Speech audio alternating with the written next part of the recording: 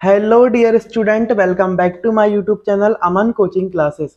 आज की इस वीडियो में हम पढ़ने वाले हैं क्लास 10th इंग्लिश की फर्स्ट फ्लाइट जो बुक है उसका chapter number 3 two stories about flying, उसका पार्ट सेकंड जिसका नाम क्या है, द ब्लैक एरोप्लेन। उसके बेटा हम इंपॉर्टेंट क्वेश्चन आंसर्स को इस वीडियो में डिस्कस करने वाले हैं। जो भी इंपॉर्टेंट क्वेश्चन हमारे बोर्ड एग्जाम के लिए होते हैं उन क्वेश्चन को आज हम देखने वाले हैं।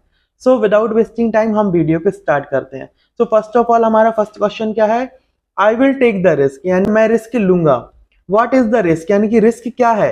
Why does the narrator take it, और नरेटर इस रिस्क को क्यों लेता है। देखिए बेटा क्वेश्चन है I will take the risk, what is the risk, why does the narrator take it, यानी कि मैं रिस्क लूंगा और रिस्क क्या है, और ये जो नरेटर है इस रिस्क को क्यों लेता है, ये हमारा क्वेश्चन है। अब इसका आंसर देखेंगे, the risk is to fly aeroplane through the black storm clouds, यानी कि बेटा रिस्क क्या है, उस एरोप्लेन को फ्लाई करना, यानी उस एरोप्लेन को उड़ाना the through the black storm clouds, यानी कि ये जो ब्लैक क्लाउड से, स्टॉर्म क्लाउड से, यानी कि बेटा मतलब तूफानी बादल थे उनके बीच में से एरोप्लेन को उड़ाना, यही कहते बेटा रिस्क थी।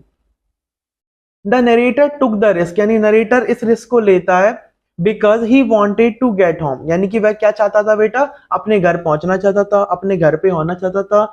एंड हैव ब्रेकफास्ट, यानी कि क्या करना चाहता था, ब्रेकफास्ट करना चाहता था with his family in holidays, यानी कि अपनी फैमिली के साथ में, और कब, हॉलीडेज यानी कि छुट्टियों में। फिर से बेटा समझेंगे, the risk is to fly aeroplane through the black storm clouds, यानी कि रिस्क क्या है बेटा, एरोप्लेन को उड़ाना उन स्टॉर्मी क्लाउड से, यानी कि उन तूफानी बादलों में से एरोप्लेन को उड़ाना, ये क्या है बेटा, रिस्क है। The narrator took the risk because he wanted to get home, इस रिस्क को नरेटर क्यों लेता है, क्योंकि वह बेटा घर पहुंचना चाहता है। And have breakfast with his family in holidays, और छुट्टियों में अपनी फैमिली के साथ में ब्रेकफास्ट करना चाहता है। ओके, ये हमारा फर्स्ट क्वेश्चन फिनिश होता है। देन अब हम बात करते हैं सेकंड क्वेश्चन की। सेकंड क्वेश्चन क्या है, describe the narrator's experience as he flew the aeroplane into the storm, यानी बेटा हमें डिस्क्राइब करना, यानी कि वर्णन करना है द नरेटर्स एक्सपीरियंस, यानी नरेटर के एक्सपीरियंस का, नरेटर के अनुभव का।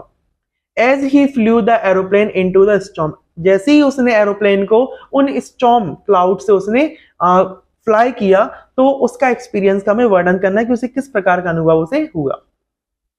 बेटा इसका आंसर है, as the narrator flew the aeroplane, यानी कि जैसे ही नरेटर ने एरोप्लेन को उड़ाया, इनटू द स्टॉर्म, यानी कि स्टॉर्म यानी कि तूफानों में उसने जैसे ही एरोप्लेन को उड़ाया, हिज एरोप्लेन स्टार्टेड जंपिंग, उसका जो एरोप्लेन है वो क्या स्टार्ट करने लगा, यानी कि जंपिंग होने लगा। ठीक है, जंपिंग करना उसने स्टार्ट कर दिया। एंड ट्विस्टिंग, ट्विस्टिंग करने लगा। ही फाउंड हिज रेडियो, उसने क्या पाया कि जो उसका रेडियो है, कंपास है, and other instrument gone dead, यानी कि उसने क्या पाया कि उसका जो रेडियो है, कंपास है, एंड अदर इंस्ट्रूमेंट जो भी उसमें एरोप्लेन में होते हैं, गॉन डेड, यानी क्या हो चुके हैं, नष्ट हो चुके हैं, खराब हो चुके हैं, वो वर्क नहीं कर रहे हैं। ही could not contact the Paris control room, यानी कि वह पेरिस कंट्रोल रूम से भी कॉन्टैक्ट नहीं कर पा रहा था। एवरीथिंग वॉज ब्लैक, यानी कि सब कुछ क्या हो गया था, ब्लैक था। Everything was black so he could not see where he was, यानी कि इतना सब कुछ चारों तरफ क्या हो गया था बेटा, ब्लैक ही ब्लैक हो गया था, अंधेरा सा हो गया था, उसे कुछ भी नहीं देख पा रहा था कि वह अभी यहाँ पर कहाँ है। He was lost in the storm, और वो स्टॉर्म में खो चुका, यानी कि ये जो तूफान था इसमें वो खो चुका, उसने ऐसा पाया। जस्ट देन, तो एकदम से क्या हुआ, just then he saw a black aeroplane, उसने बेटा एक ब्लैक एरोप्लेन देखा, मतलब वो खो चुका था, उसके बीच में उसने क्या देखा, एकदम से उसने एक ब्लैक एरोप्लेन देखा विदाउट लाइट, यानी कि जिसमें लाइट है नहीं थी, विदाउट लाइट का वो एरोप्लेन था। Its pilot signalled him to follow him, यानी कि उसके पायलट ने इन्हें सिग्नल किया कि आप हमें फॉलो कीजिए।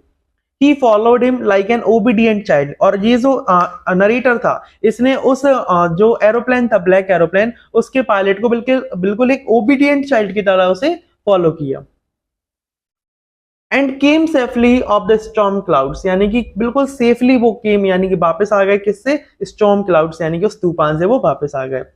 अब next question is, why does the narrator say I landed and was not sorry to walk away from the old Dakota, यानी कि नरेटर ये क्यों कहता है, क्या कहता है, I landed and, यानी कि मैंने लैंड किया, I was not sorry to walk away from the old Dakota, और मेरे को बिल्कुल भी सॉरी फील नहीं हो रहा कि अपने जो ओल्ड डकोटा उससे वो वापस आ रहा है, यानी कि वहां से जा रहा है, दूर जा रहा है। आंसर है, the narrator says so because, यानी नरेटर ये सब क्यों बोलता है, because it was a scary experience fly that plane in the storm, यानी कि यह बहुत ही बेटा स्कैरी एक्सपीरियंस था, यानी बहुत ही आप बोल सकते हैं डरावना या फिर भय कर दिखाने वाला एक्सपीरियंस था। क्या एक्सपीरियंस था? That plane in the storm, यानी कि जो उसने फ्लाई किया, प्लेन को उड़ाया उन स्टॉर्म से यानी उस तूफान से।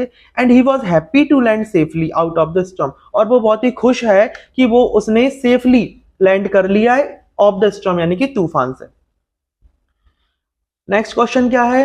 What made the women in the control centre look at the narrator strangely, यानी कि ऐसी कौन सी बात हुई कि जो कंट्रोल सेंटर के अंदर जो वुमेन बैठी हुई है उसने हमारे नरेटर को स्ट्रेंजली यानी बहुत अजीब रूप से देखा। देखिए बेटा इसका आंसर क्या है? The women in the control centre looked at the narrator strangely because, यानी कि जो वुमेन है उसने कंट्रोल सेंटर में जो बैठी हुई है उसने नरेटर को स्ट्रेंजली देखा यानी अजीब रूप से देखा। बिकॉज क्योंकि the narrator asked her about the another aeroplane, यानी कि नरेटर ने उससे पूछा अनदर एरोप्लेन के बारे में कि वो दूसरा एरोप्लेन कौन था। As she could see only one plane on the radar, अब उसे बिल्कुल अजीब सा लगा। क्यों? क्योंकि उसने राडार पे सिर्फ एक ही एरोप्लेन देख सकती, वो भी किसका? नरेटर का, और वो उससे दूसरे एरोप्लेन के बारे में पूछ रहा था, इसलिए उसने उसे अजीब रूप से देखा यानी स्ट्रेंजली देखा। Our last question is who do you think help the narrator to reach safely, आपको क्या लगता है बेटा ये जो नरेटर है उसकी हेल्प किसने की होगी सेफली पहुंचने में? Discuss the among yourself and give reason for your answer, यानी कि आप लोग डिस्कस कीजिए और इसका आंसर बताइए। देखिए बेटा इसका आंसर हमने बनाया है, actually it was not a real aeroplane और द पायलट, यानी कि वास्तविकता में क्या हुआ था कि वहां पर कोई रियल एरोप्लेन नहीं था और ना ही कोई रियल पायलट था। It was the imagination of the pilots mind, यानी कि ये सब क्या था बेटा? सिर्फ पायलट की माइंड की इमेजिनेशन थी। Which helped him in the time of distress, जिसने कि संकट की घड़ी में उसकी हेल्प की यानी सहायता की। ठीक है, आई होप आपको ये सारे के सारे क्वेश्चन समझ में आए होंगे। ब्लैक एरोप्लेन, इसके बेटे इंपॉर्टेंट क्वेश्चन आंसर आज की वीडियो में हमने डिस्कस किए। आई होप आपको ये सारे क्वेश्चन आंसर समझ में आए होंगे। यदि आपको क्वेश्चन आंसर समझ में आए और वीडियो अच्छी लगी हो तो वीडियो को लाइक कीजिए और हमारे चैनल पर नए हो तो चैनल को सब्सक्राइब कीजिए। Thank you.